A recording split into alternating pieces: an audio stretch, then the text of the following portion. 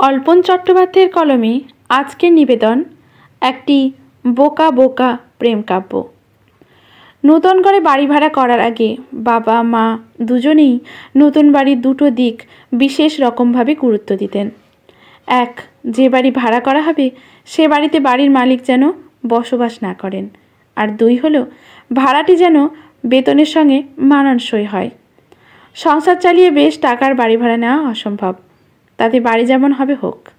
শেষের দিকে আমরা যে বাড়িতে ভাড়া ছিলাম সেটা ছিল এমন সময় স্থানীয় বাসিন্দাদের কাছে ভূতের বাড়ি হিসেবে বেশ নাম ডাক করেছিল। কিন্তু গরিবের তো সেই সব শৌখিন ভূত নিয়ে ভাবলে চলে না, তাই আমরা ভূতের আত্মীয় হয়ে ওই বাড়িতেই এসে উঠেছিলাম। 10-10 গোছের দুটো সাধারণ মাপের ঘর, একটা সাধারণ চৌকি ঢোকালেই আধখানা ঘর ভর্তি, একটা রান্নাঘর, সামান্য এক চিলতে বারান্দা আর পুরনো ধাঁচের পায়খানা। বাথরুম বলে আলাদা কিছু ছিল না। বাথরুমের অভাব পায়খানার দরজা টেনে নিয়ে নিজেদের মতো বুদ্ধি করে মেটাতে হবে। একটা উঠোন ছিল আর একটা টিপকল। বাড়িতে একাধিক ভাড়াটে, সবাই মিলেমিশে থাকতে হবে। আত্মীয় স্বজন এলে তাদেরকেও বাড়ির নিয়মকানুনটুকু ভালো করে বুঝিয়ে দিতে হবে। কারোর জন্য অন্য কারো অসুবিধে না হওয়াটার মূল্য কাম্য। এই শেষের দিকের বাড়ি ভাড়াটাতে আমরা মোটামুটি 15 বছর বা 16 বছর মতো ছিলাম। ওই বাড়িতে থাকতেই আমার 2 দিদার বিয়ে পর্ব শেষ হয়, মা বাবার সংসারে জীবনও শেষ হয়। এক কথায় আমার জীবনের এই পর্ব এই বাড়িতেই কেটেছিল। আমার মা এবং বাবার সারা জীবন খুবই অল্প সময়ের। মা মারা যান খুব জোর 45 বছর বয়সে, বাবা 55। আমি মা বাবার ঠিকঠাক সংসার করা দেখেছি মেরে কেটে 15 বছর। 4-5 বছর হিসেবে বাদ দিচ্ছি আমার জ্ঞান বুদ্ধির জন্য। 20-21-এর মধ্যে আমার বাবা মায়ের সংসার দেখা আমার জীবনের অভিজ্ঞতা। অভাব এবং একান্ত ব্যক্তিগত প্রয়োজনীয় স্থানাভাব যে জীবনের কত কিছু ছিনিয়ে নেয় সেদিন না বুঝলেও আজ বুঝি। আমি কোনোদিন বাবা মাকে স্বামী স্ত্রী রূপে একান্ত নিজস্ব একটা মিনিটও সময় কাটাতে দেখিনি। কোনোদিন দেখিনি তাদের মধ্যে মধুর কোনো সময় যাপন, যদিও সে সময় এ বিষয়ে কোনো অনুভূতিই আমাদের ছিল না, তাই এসব বিষয়ে তেমন হেলদোল ছিল না। বাবা মা আবার আলাদা কিসের কথা বলবে সেটাই জানতাম না। অথচ কি অদ্ভুত বোঝাপড়া ছিল দুটো মানুষের মধ্যে।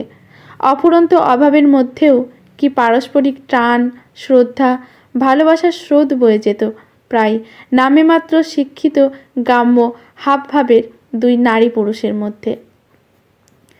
বাবা একটা সময় তার সারাটা জীবনই কাটিয়ে গেছেন বড় ঘরটার বাইরের এক ফালি ছোট বারান্দায়। তার শখের নিজস্ব সম্পত্তি বলতে একটা সস্তা কাঁঠাল কাঠের চৌকি আর অসংখ্য ধর্মশাস্ত্রের গ্রন্থ, একটা বাড়িতে সেলাই করা পুরনো শাড়ির পাতলা তোষক, একটা বালিশ, একটা সুতির সিঙ্গেল মশারি চাদরের সঙ্গে গুটিয়ে রাখা থাকতো। রাত্রে শুধু চাদরটা লম্বা করে টেনে বিছানা করে নেওয়া হতো। প্রথম দিকে তার জন্য আলাদা করে টেবিল বা সিলিং ফ্যান ছিল না। অনেক দিন পরে, তাও সেটা বাবার জীবনের শেষ দিকে, মেজদা একটা কম দামি সিলিং ফ্যান লাগিয়ে দিয়েছিল। মশারি টাঙিয়ে সেই অনন্ত শয্যাতেই বাবা শুয়ে পড়তেন। চৌকির নিচে একটা প্রথমে জনতা, পরে পাম্প দেওয়া একটা ঝাঁঝা শব্দের স্টোভ আর কয়েকটা চা, চিনি, দুধের ইত্যাদির কৌটো। ভাড়াটে হিসেবে পরের দিকে পাশের ফাঁকা হওয়া আরও একটা ঘর অতিরিক্ত ভাড়ার ধরে আমরা নিয়েছিলাম বটে, তবে সেটা মেজদার জন্য। আমি আর মা, ছোট ভাই বাবার বারান্দায় পিছন লাগা একটা ঘরে শুতাম। কর্মসূত্রে বাইরে না থাকলে মা কোনোদিনই বাবা না খেলে খেতেন না। বাবা মায়ের এই অভ্যাস সম্পর্কে খুব রাগারাগি করতেন। বলতেন, আমার কখন কোথায় ডিউটি, আটকে যাব, তুমি কেন না খেয়ে বসে থাকো, সারাদিনে তো একবার ঠিকঠাক খাও। মা কোনো জবাব দিতেন না বাবার কথায়, বরং মাকে দেখতাম সারাদিন বাবার কাজে হাজারটা খুঁত ধরে পথ বা বকর বকর করে যেতেন। আমাদের কাছে যা ঝগড়া বলে মনে হতো, যদিও বাবা কোনোদিন মায়ের এই সমস্ত তার প্রতি একপেশে দোষারোপ মার্কা কথার কোনো উত্তর দিতেন না। তার একটাই কাজ ছিল, মাসের প্রথম পর্বে বলতে প্রথম সপ্তাহ বলছি আর কি, কারণ তখন বেতন কোনোদিনই মাসের 1 তারিখে হতো না, 1 থেকে 5 তারিখ পর্যন্ত গড়িয়ে যেত হাতে মাস মাইনে পেতে। সে যেভাবেই হোক বেতন তুলে সেই বেতনের সমস্ত টাকা মায়ের হাতে দিয়ে নিজের হাত খরচের জন্য মায়ের কাছেই হাত পেতে দাঁড়ানো। সংসারে কিছুটা আর্থিক সুবিধার জন্য বাবা একসময় পৌরোহিত্য শুরু করেন। অল্প সময়ের মধ্যেই তার যথেষ্ট পসার হয়ে যায় এই পেশাতে, কিন্তু এতে মায়ের কষ্ট বা খাটনি খুবই বেড়ে গেছিল। অনেককেই দেখি পুজো করা মানুষ সম্পর্কে কত রকম অপমানজনক কথা বলেন। এরা যদি কোনো পুরোহিত পরিবারের সন্তান হতেন, ওরকম অপমানজনক কথা বলার আগে হয়তোবা 10 বার ভাবতেন।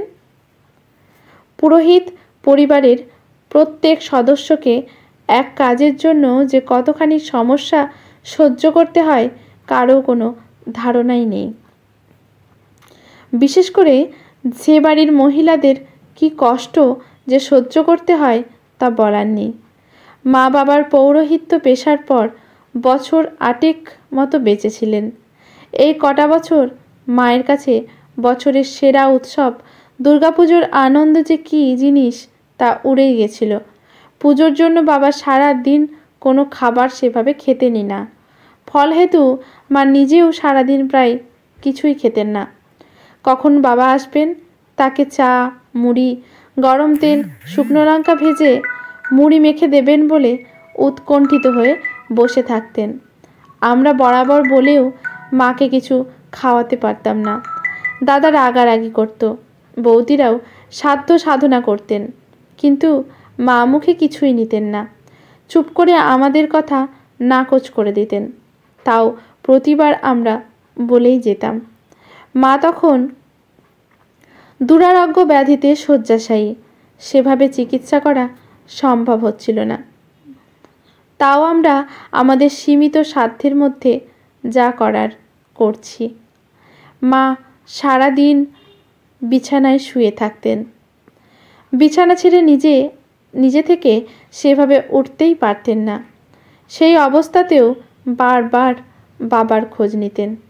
বাবা প্রয়োজন ছাড়া মাকে ছেড়ে কোথাও যেতেন না। একান্তই চাকরির ডিউটির সময়টুকু ছাড়া সারা দিন চৌকিতে বসে মায়ের দিকে তাকিয়ে থাকতেন। আবোল তাবোল গল্প করতেন মায়ের সঙ্গে। একসময় প্রবল নেশা ছিল বই পড়া, কিন্তু তখন আর বইটই সেভাবে পড়তেন না। পুজোতেও আগ্রহ হারিয়ে গেছিল। অসুখটা ছিল মাথার, তাই মা প্রায় বমি করে ফেলতেন। আমরা ভাইরাই সেসব পরিষ্কার করতাম। বেশি করত মেজদা। ভাইদের মধ্যে মেজদা বাড়ির যে কারো অসুখে বিসুখে সময়টা একটু বেশি করে দিত, কিন্তু তা সত্ত্বেও বাবা এক এক সময় নিজে উঠে গিয়ে ভিজে গামছা দিয়ে মায়ের মুখ ভালো করে মুছিয়ে দিতেন। মুখে কোনো কথা না বলে মুখ মোছানোর পর মায়ের মুখের দিকে অদ্ভুত এক দৃষ্টিতে তাকিয়ে থাকতেন কিছুক্ষণ। শতকষ্টেও মা মিচকে হাসতেন বাবার চাহনির উত্তরে। বাবা দ্রুত সরে চলে আসতেন। অবশেষে একদিন মা চলে গেলেন। মাকে শেষ শয্যায় শোয়ানো হলো উঠোনে তুলসী গাছ তলায়। বাবা একবারের জন্যও চৌকি ছেড়ে উঠলেন না। চুপ করে বসে থাকলেন। শুধু একবার বিড়বিড় করে মায়ের দিকে এক ঝলক তাকিয়ে বোধহয় বলছিলেন, আমিও আসছি বন্ধু। প্রায় বছর 3 পর বাবাকে জবাব দিয়েছেন প্রথমে পাড়ার, পরে কলকাতার ডাক্তারবাবুদের দল। শ্বাসনালীতে ক্যান্সার, অত কষ্ট, অত ব্যথা। এগিয়ে আসছিল শেষ মুহূর্তের সময়। অথচ একটা সময় বাবা সারাদিন যেন চোখের সামনে মাকেই দেখে যেতে শুরু করলেন। ব্যথাশূন্য মুখে অবিরাম মায়ের সঙ্গে কত কথা বলে যাচ্ছেন। আমার শরবতে লেবু দেবে না? মুড়িটা খুব ভালো গরম হয়নি, চা করে রেখে দিও, আমি পরে এসে খাচ্ছি। এগুলো বাবা পুজোর সময় মাকে বলতেন। আমরা বাবার চৌকিতেই বসে আছি, অথচ আমাদের বাবা যেন ভুলেই গেছেন। শেষ দিন সকালের দিকে বাবা হঠাৎ খুব সুস্থ হয়ে গেলেন যেন। কি সুন্দর ঝরঝরে কণ্ঠস্বরে কথা বললেন, আজ আমি চলে যাচ্ছি তোর মায়ের কাছে। ও আমাকে ছেড়ে থাকতে চাইছে না। আমাকে শাসন না করলে নাকি ওর স্বর্গে গিয়েও কোনো লাভ নেই। সত্যি সেদিন মাঝ দুপুর নাগাদ চলে গেলেন বাবা। আমরা তখন সবে দুপুরের খাবার খেয়ে উঠেছি। আজকের গল্পটি এখানেই সমাপ্ত। ভালো লাগলে লেখকের প্রতি শ্রদ্ধা জানিয়ে একটি কমেন্ট করে যাবেন। লাইক শেয়ার করে পাশে থাকবেন।